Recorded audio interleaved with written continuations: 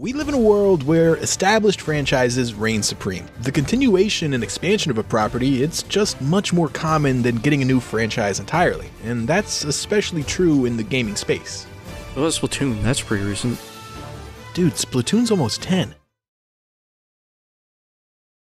I know companies can't really be pumping out new IP after new IP. I mean, there's a much needed sense of familiarity, and that's for good reason. Because while I do like to try new things, it's also nice to know that there's an experience that I'm going to be familiar with and I know I'm going to be able to enjoy. Although, when the majority of experiences that we get from gaming are from existing franchises we're already familiar with, well, I don't think it's any major question on why I'm personally feeling a little less and less inclined to be as immersed with gaming as I used to be. But it's not like we don't ever get new IPs and we're in a drought. That's just not true. I mean, there's always going to be new experiences being made. ARMS 2 releases June 14th, only for Nintendo Switch 2. Oh my god. Was it the ARMS? It was the ARMS dream again. I understand completely that we can't get a new IP with new experiences every year. It's just not sustainable. But I'm also not a big fan of how repetitious gaming can feel with the games that receive consistent releases leading the market. So I wanted to find a good middle ground. And I mean, it's kind of tricky. Like, what would you do as a developer and a fan when you don't want to deviate from the game series that's consistently relevant, and you're also just a bit hesitant to gamble on something entirely new? Are you really going to defile some graves just for entertainment? Of course! The amount of games that have long been dormant, left for dead, games with fan bases despite their lengthy absences, it's kind of astonishing. And funnily enough, I had initially wanted to make this video purely about Starfy. But after fleshing that idea out a little further, I thought it would be much more interesting to discuss multiple games, all of which that deserved more, but were given less. In a market that I feel is currently paralyzed by its own overambition and its strive to want to reach for newer, better, more powerful concepts and ideas, well, I believe that the solution could just simply be slowing down a tad, and continue to have innovation within the medium of gaming, of course. But companies shouldn't really feel the need to be bound by generation cycles or have shares and money be the only thing that fuels the drive to create, because that's just not working. So you know what? You can keep working on your quadruple A games. Please don't rush them. I mean, there's just no need to, especially when you're sitting on a vast amount of games that have long since seen the light of day. Games with ideas that, in the present day, could still hold up and captivate people. Games and series that deserved better. So rather than just focus on one game specifically, I'm going to be focusing on 5 games from 5 prominent genres that, if reintroduced in the modern day, would be titles that are able to stand apart from anything else on the market. They're older games, yeah, but they would potentially be able to provide new experiences for the many who have never been able to play them. So what are exactly the prominent genres in modern day gaming? Yeah, I can work with an FPS. But let's also throw in a platformer, and a racing game would be neat, and in my opinion, they've kind of hit an innovative plateau recently. And fighting games are as prominent as ever. And for the last game, well, let's do a rhythm game, since, you know, they have a broad appeal, and I feel like their communities are really tight-knit. Starting off with the most popular one, of course being the FPS, this is where I had the amazing idea of reintroducing what used to be an iconic FPS series. A series that harbors so much personality and oozes charm, it's very much needed in a genre where the majority of FPS releases kinda all blend together. I've got a peer-reviewed study right here that says you're a pussy. Duke Nukem is just exactly what the FPS scene needs right now. And if you've never heard of it, well, gameplay-wise, I think it's kind of similar to Doom. It's a 90s shooter, so it never really needed to be anything other than a game where you just maliciously rip apart and just gun down anything in your way. It really is a big shame that each game kind of declined in quality until the fatal blow that was Duke Nukem Forever, a game that was stuck in development hell and then also just failed to deliver. So if Duke Nukem was brought back, it would have to be the experience that fans have been waiting for years. And that's a tall order. But I just can't help but feel that it deserves another chance, because in a genre that's flooded with tactical gameplay, it is nice to just shut off the brain and have fun tearing apart monsters. And we've seen Doom get revived and have great success from its simple yet enthralling experience, and with Duke Nukem being largely the same core experience, it could work well. But wait, why am I suggesting a game that already has something similar to it on the market? Well, while Doom and Duke's gameplay may be similar, the real charm of Duke Nukem, it lies within Duke himself. You're an inspiration for birth control. Look, Doom is fun, I'll give it that. But Doom isn't really funny, and Duke Nukem is both. It provides that adrenaline rush gameplay, and it also engages the player with its crude humor. You don't know what's around every corner, and you especially don't know what's about to come out of Duke's mouth. It's an experience that I think would prove to be a breath of fresh air in a genre that takes itself much too seriously. Moving on to a genre that's centered around fast-paced gameplay, but has the current scene and innovation surrounding it slowed down to a crawl, I would like to bring back a racing game that stands apart from anything else on the market. And again, this one was pretty tricky. I mean, there are just a lot of racing games, and a lot of games that experiment with new concepts and ideas that have never been seen again or built upon further. And honestly, a lot of these games have great mechanics that, if seen today, would provide an experience that does set itself apart from what we currently have.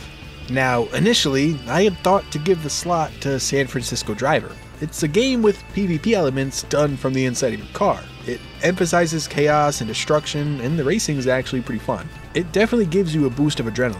And I mean, hey, it's a formula that could work well in an open world map as a battle royale. Maybe 100 players all racing and slamming into each other's cars with the goal to be the last vehicle standing. I mean, like, that's kind of a unique idea. F-Zero did it first, goddammit! Yeah, so after realizing a game like that is already on the market with F-Zero 99, my choice was another game that experiments with the genre the most out of any other racing game I've ever seen.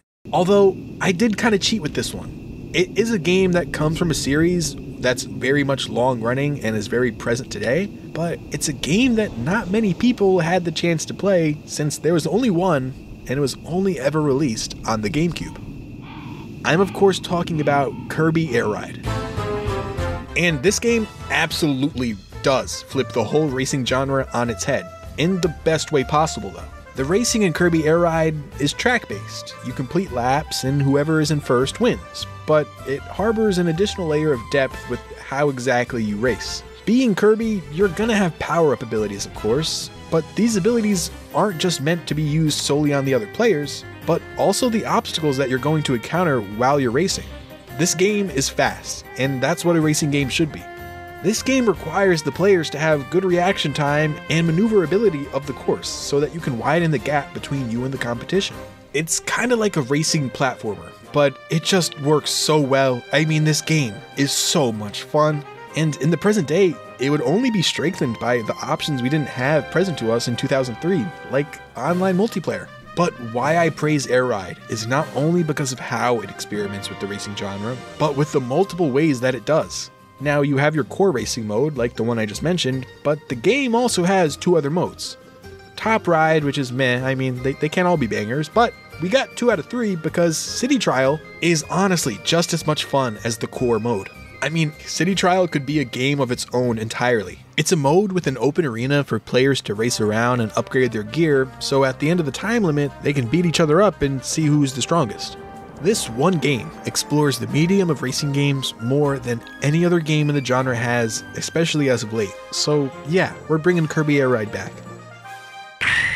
Up next is the genre that I'm most excited to talk about, with it having the game that I originally wanted to structure this whole video around. Now, platforming is a genre that, unlike the other two I've mentioned, is one that's constantly evolving. Platforming has never really felt like a stale genre, but it definitely is a genre with the most underutilized games. Where we see iconic titles with regular releases like Mario and Kirby and Sonic, games that are good, don't get me wrong, but they all kind of follow a similar formula when compared to the other games in their franchise.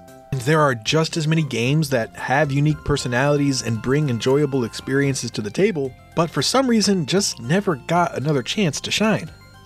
Honestly, all of these games have unique identities, and in my opinion, they all kind of deserve another shot. But if I had to pick just one, there's a platformer game that was done so dirty, a game that is such a fun time, from its unique set pieces to its cast and dialogue and its gameplay. It's a game that had 5 releases, but only 1 ever saw a release in the States. I'm talking about Starfy, and this is a game that deserves very much another chance. It's a series that seems to have a lot in common with Kirby, and again, where it may seem like we don't need another game with something that's already so similar to it being on shelves already. I've never really been a Kirby fan. It always just felt a little bland. And I mean, sure, the character's cute and he's charming and the list goes on, but the gameplay, in my opinion, just doesn't do much for me. And that's because Kirby's made to be simple, and that's fine. It's encouraged, actually. This should be a series that anyone can pick up and enjoy. But at times, Kirby's simplicity and its stories and gameplay, it can just feel a tad boring. Do the many releases play a role in that? Well, I'm sure it does, so what better idea to bring forth a series that, in the States, got 1 game? 16 years ago. I honestly can't sing my praises for this game enough. The best way to describe it is as if the Mario and Luigi series had a baby with Kirby, and boom, you got Starfy. It's a platformer with various styles of gameplay interwoven, and an enjoyable plot that's heightened by its unique cast of characters. Starfy provides such a personality-filled experience, and it would make for a series that a lot of people could enjoy today, and it'd honestly be a really good fit on the Switch. So yeah, Starfy is going to be my choice for a platformer game that I think we should bring back. Alright, and now for this next one, I'm going to get a little crazy with it, because we're going to deal with a fighting game. And the fighting game genre is one that strives on the concept of familiarity. Think about Smash and Tekken and Street Fighter. It's a genre that you can only really do so much with, so the games that do it best, well, those are the ones that are going to be the most prominent. Fighting games kind of take themselves seriously, but there used to be this sense of wackiness that we just don't see a lot of today. And I was going to say Sonic Fighters, because I think that's a game that embraces a more wacky feel, and it would honestly make waves. I mean, come on, a 3D fighter with Sonic characters just kicking the shit out of each other? Like, sign me up. But I had already given a series that's very present in modern day gaming a slot with Kirby in the racing genre, so I would like to give the fighting game genre a gem. A game that's so old and forgotten, it could honestly be considered a new experience entirely. And it was something I had to go digging for, but God, I found a gem. A meteor crash one fateful day turned mud-filled creatures into clay, with heroes bent on doing right and twisted foes up for the fight. Clay fighter! 1 to 1 they set the stage. Clay fighter! Pounding clay is all the rage. Clay Fighters is just so bizarre, and it would work perfectly today. As someone who enjoys serious fighting games and the competitive nature that they bring, a wacky game like this wouldn't feel like anything else on the market for fighting games. This game looks like something that plays in the background of Smiling Friends. And just imagine watching this at EVO, watching someone play the Blob get bodied while the world watches as it begs for mercy, saying that it's a human being. I need that. I think the world needs that. And now, I can't really speak much more on this title because up until now, I had no idea it existed. But if you did, if you played this game, please let me know more about it and what you think about it. Regardless of me not playing it though, I've seen everything I need to know. This game deserves a comeback.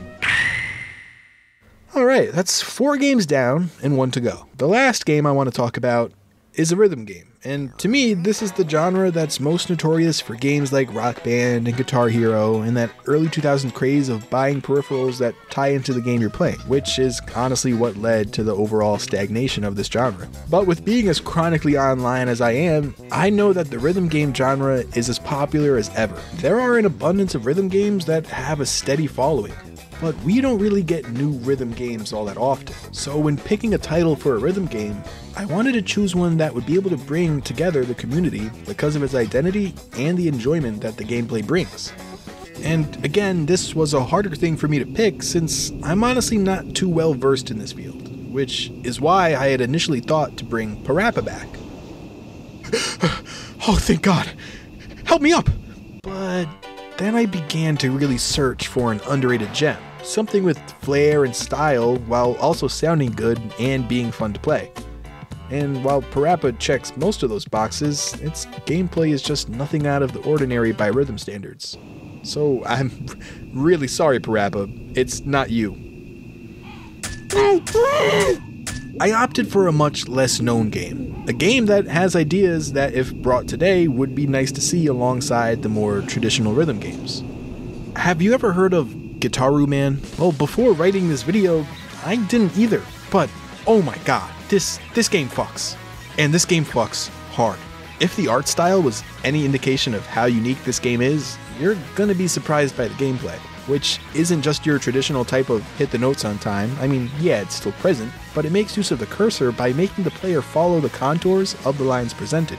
You're tasked with completing the song that's playing and depleting the enemy's health bar while trying not to lose yours. There's levels to this shit too, like in each level there's different phases. In the charge phase, you're expected to successfully hit notes and replenish your health, where in attack phases, successful notes do damage to the opponents, while missed notes will damage you. And there's the guard phase, which requires you to hit corresponding buttons as they reach the center of the screen to avoid attacks from the opponent taking damage should you miss. This was a game that I just couldn't afford not to try out, and I gotta say, you should try it too. The story literally has the main character get roughed up, and then he's helped by his dog, who transforms into the last Gitaru and turns the main character into the warrior, Gitaru Man. It's just so charming. Bring it back. But there they are. Those are 5 games that haven't seen the light of day in years, and these are games that don't deserve to be 6 feet under. These games very much deserve better. Firstly, where I could have talked about these games a little more in depth and really made this video much longer, I didn't want to do that. I just wanted to show you guys some games that I thought were cool and haven't seen the light of day in years. Games that would, I think, succeed in today's market. I want to ignite conversation more than anything, so please let me know about the games that I picked. But yeah, that's it, and this video was a lot of fun to make. What started as me just wanting to talk about a single game that deserved better turned into this whole discussion surrounding the multiple genres and titles that, if reintroduced today, could carry a lot of success with how they tackle their respective mediums. I really do feel like I could just keep talking about games that deserve another chance, so much so that I'm honestly already thinking about making this thing its own series. Like I said, this video is just a lot of fun to make, and it's nice to have a variety of games like this. And if it's something you want to see, please let me know. And as always, thank you all for watching.